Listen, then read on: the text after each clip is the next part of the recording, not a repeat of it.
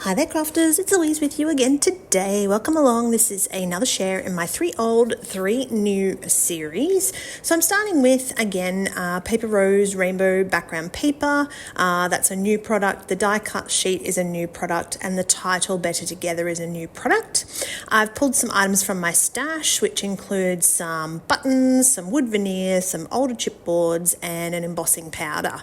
Now, the main thing I wanted to do here is I wanted to use a sketch as inspiration, but I also wanted to show you a way that you can get extra life out of your pattern papers.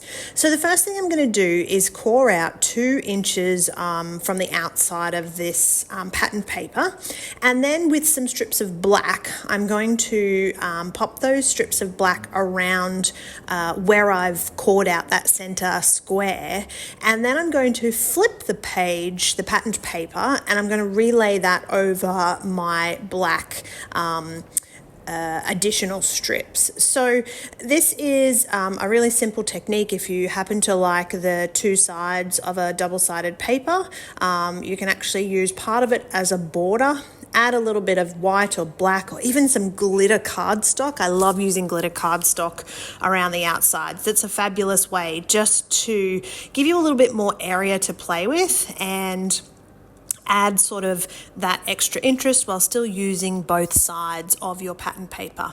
So you can see I don't necessarily measure my black cardstock areas. As long as they're nice and even to the eye, I'm not too worried, particularly because at the moment I'm doing a lot with texture, so I'll probably either distress the other paper or add some folded edges along the way.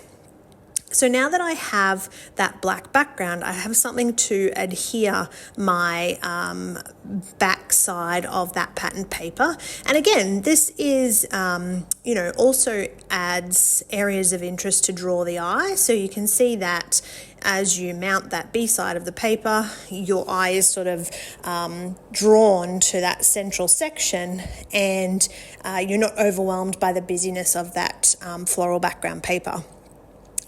Lately I've been doing quite a few multi-photo layouts, and it's sort of something that I don't do a lot of.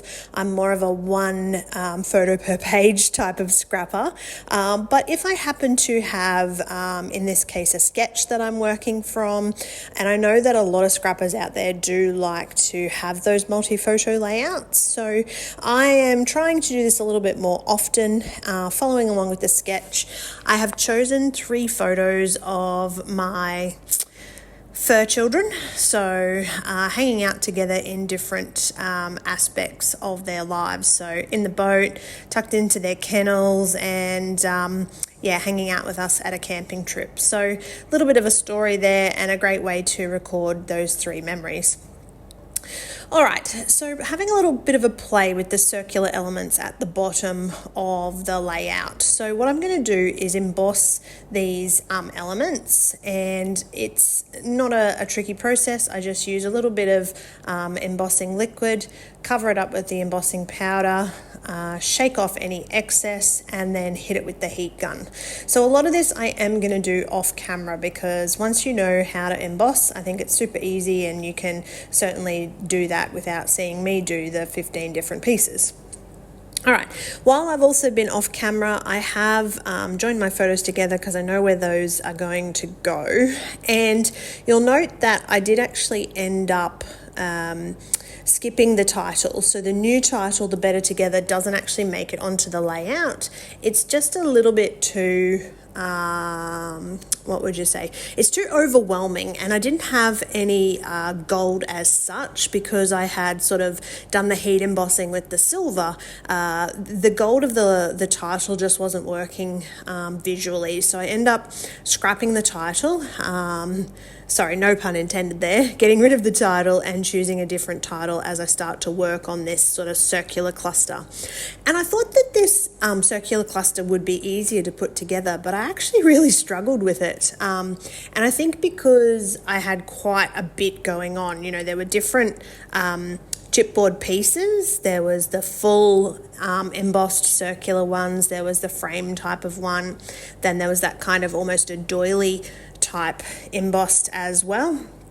So I decided to take it off the actual page and build the cluster almost like I would an album. So taking this little strip of cardboard and maneuvering things around and putting them in position just until I'm kind of happy with the design that's built. So not my favorite cluster, but I think it has potential. So I think the idea that I was sort of going for could potentially work, but I don't know,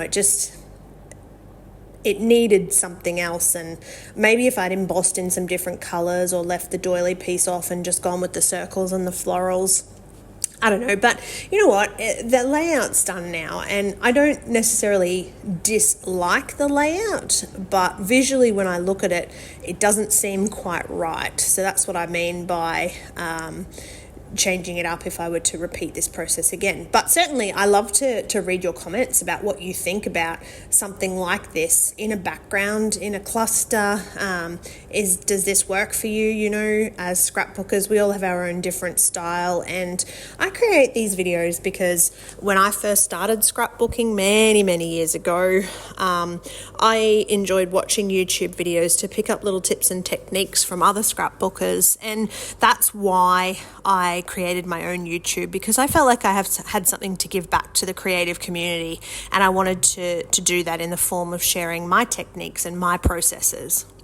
So if you have comments, please absolutely drop me a comment. I'm very much open to individual thoughts. You know, you might look at something I've done and go, yeah, that's just not for me. I don't know why you did that, or I would have placed that here, or things like that. So when we're in the moment, we scrap with what we got going on, and sometimes hindsight lets you see things a little bit differently.